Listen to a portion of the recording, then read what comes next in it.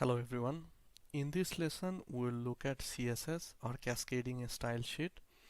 When we go to one of the common website, we'll see that not everything are black and white. There are different colors of text.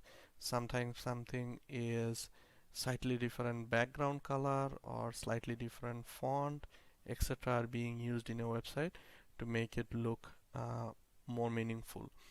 Now we can use CSS to do that. So let's see some examples.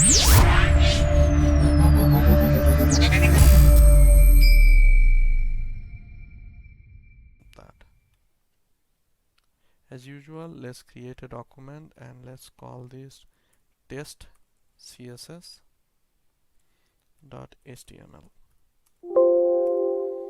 Now if we open this with our choice of IDE, here we can create our very first CSS example, where we are actually doing the styling inline. So what I mean by that is I can create a div and then I can just start putting the style information here inline, and it could be something like background color is green and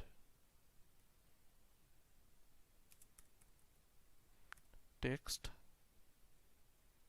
align center, and then here I have my div content.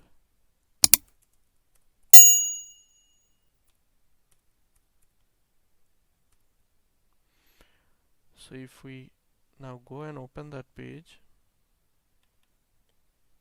you'll see that my div content appeared in a green div and the text are in the middle of the div because we used background color equals to green and text align equals to center. Now as you can understand, this inline styling is probably not scalable, because what if you want all your div to look similar? Then what you will have to do is, if you write another div, you have to write that styling information again. So that is why there is this other approach, which is internal embedded, where you can basically define this style somewhere not in the same place as the content, but in a slightly different place. So for that we can create a style tag here, and then we can put our CSS rule there. So the CSS rule here is, if we get a div, we are going to use background color green and text align center.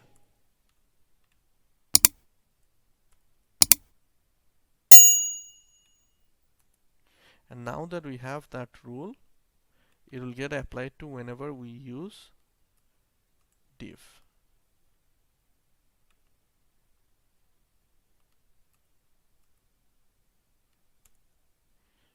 Let's see that in action.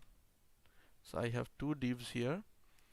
To show the difference between those two, I can put a break here, and as you can see, I have two divs here, and then the same style is applied to them. So this is we discussed two approach. One is doing inline styling, another is internal embedded. There is a third approach where this whole styling related rules we can move to a separate file. As you can understand, for a bigger page, more complicated page, you will probably have a lot of these rules, and then at that time you can move them to a different file altogether. So we'll look at that example later. Now before that, let's take a look at some other examples of CSS. So here we applied it to a div. So this is called applying CSS to a type. So because we're adding this to a particular tag, that whenever a div tag appear, do this. What if between two div we want to differentiate, and the way we can do that is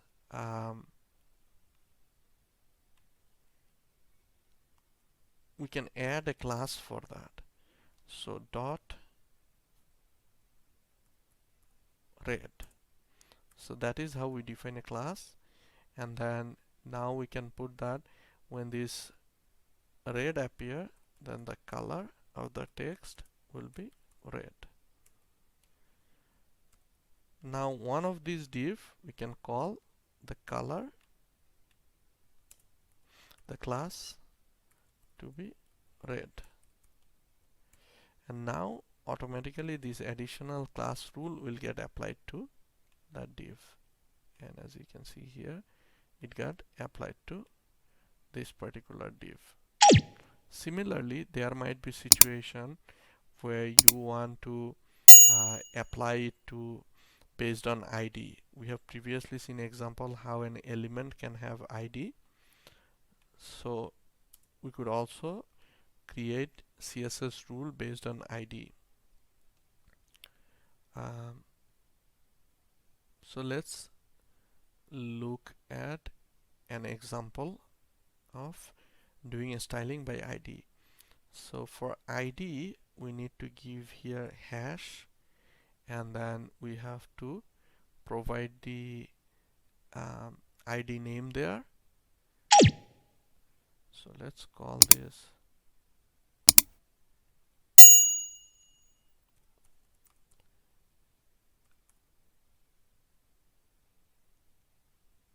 underlined text. Say that's our ID, and when that ID is found, what we will do is we will apply this text decoration underline. Now we can see that as example here. We can create another element,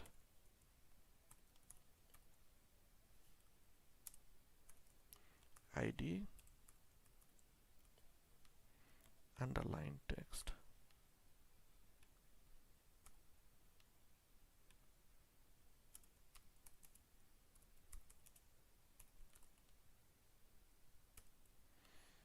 Now we can see that this is underlined. So in terms of naming, ID will usually name something more associated to the content there. So for example, a more appropriate for this span will be name span,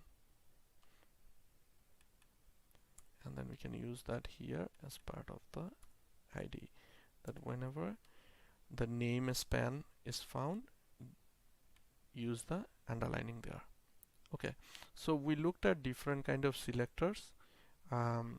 One is by type, one is by class, and then the third one is by ID. So one other thing to look at is that each of these CSS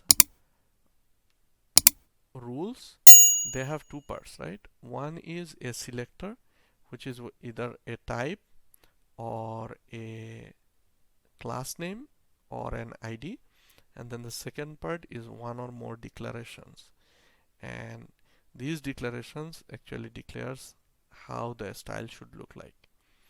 So that's how we do CSS in internal embedded.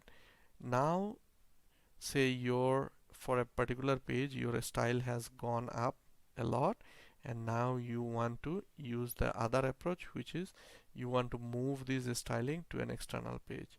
So for that, what you need to do is you just copy this styling information, and then you can create a separate file for this, and then you can name appropriately. In our case, let's call this style.css. So the extension need to be CSS, and then here we can put those styling information, and after that we can save this file. And once that file is there, now I can reference that file from my HTML page in this way. I can remove this because I have this content in that other. I can type in my head section link rel equals to style sheet, and I can use the attribute href. Here I will have the file name style.css, and then I have to tell in the type attribute that the type of this link is text slash css. And now this document will reference that other document for styling, and it will use that for the style. So if I open that page again, you'll see that the style is applied even though the cascading style sheet is in a separate document. So that's the third approach. Initially we have seen inline styling, and then we did internal embedding, and now we did the third approach of external embedding. Thank you.